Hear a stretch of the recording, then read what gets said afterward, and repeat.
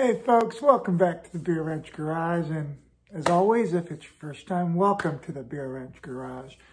I suspect that if you're watching this video, you're having a very specific problem with your Audi A4 and maybe even your VWs, but not sure about the VWs, but certainly with the Audis.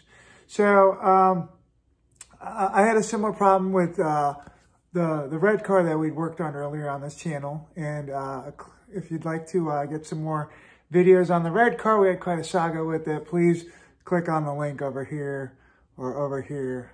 I always forget where those links go. Anyway, I'll tell you what the issue was and how we resolved it, and how if you get a similar issue, how you can take a shortcut to go ahead and fix it based on my experience, right? So with the other car, the car started throwing a check engine light with a bunch of codes and running incredibly rough. And when we scanned the codes, there was a bunch of codes.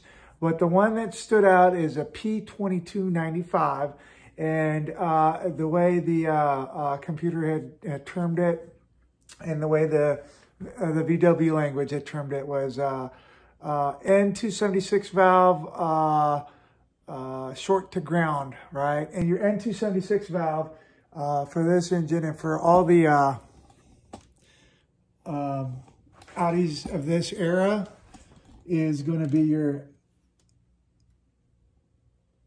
high pressure fuel pump right here, right?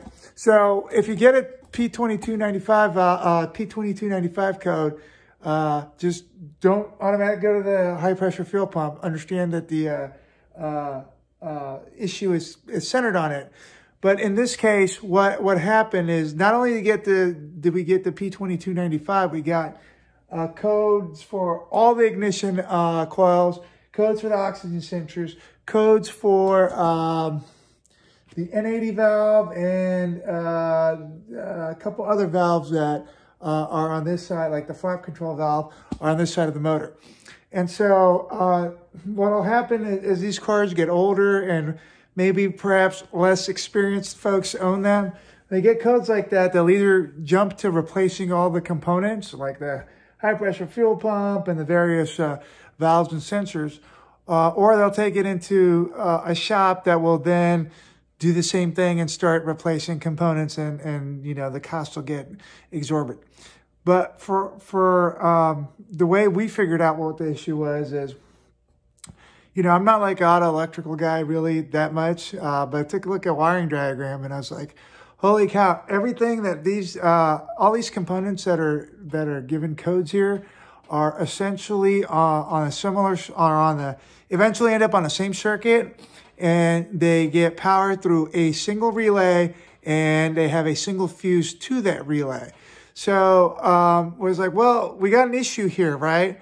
So I looked at the wiring diagram and discovered what the fuse was, and I can't recall what the specific fuse was right now, but it was a fuse for the J757 relay.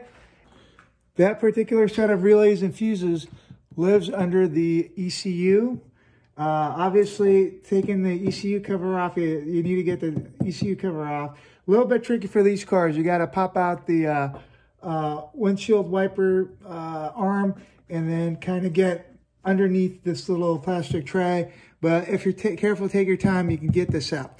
Point of this video is something had caused that fuse to go off, right? And so that fuse and that relay control all these various components.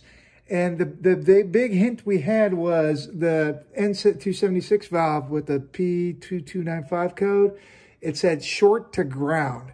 And we're like, well, okay, something shorted and blew out that fuse, which then caused, you know, all these other components to go wild. So we started physically looking at wiring, right? And then it didn't take a long time to come over here to this part of the harness. This is your connector to the mass airflow meter. And then there's some connections to the various valves on the turbo. And on that car, what had happened is the harness had not been secured. This harness needs to plug into the air box. And what had happened is the harness was kind of laying on the turbo or some other hot components, and it eaten through the insulation, and the bare wires had shorted, and the short had popped the fuse in the ECU, and then everything that runs on a circuit, which is the coils, the oxygen sensors, the turbo sensors on the bottom, the high pressure fuel pump sensor, and the other couple sensors, the N80, and a couple other sensors on that circuit, would no longer operate the way they were supposed to. So we're getting a limp mode code, or like a limp mode. The car had gone into limp mode, and obviously we're getting all the various codes and terrible running, barely would stay running. So long story short, if you get a P2295 and you have a whole bunch of other codes like associated with it, it's almost certainly an issue with your, I want to say it's a S434 fuse that powers the J757 relay. Check that fuse, and if that fuse is in fact blown, go ahead and start physically looking at your wiring for some kind of a short. Wiring harness on this car has like 27 connections, so it's not like this super complicated thing. Just start tracking your wiring back to the ECU.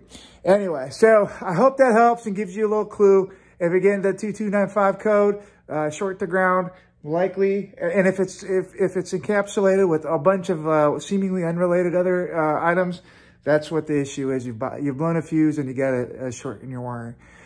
So hope that helps. I know these cars are getting a little bit older, and you know, folks are getting them as like their first car, or you know, whatever, and so you might be looking at ways to kind of figure out these weird issues. So if you like this video, please give me a thumbs up. Please feel free to subscribe and look at other videos. Like I said, I guess over here, maybe over here, I'll leave you a link to that red car that we had all these ordeals with. So thank you for watching, and see you on the next video. Take care. Bye.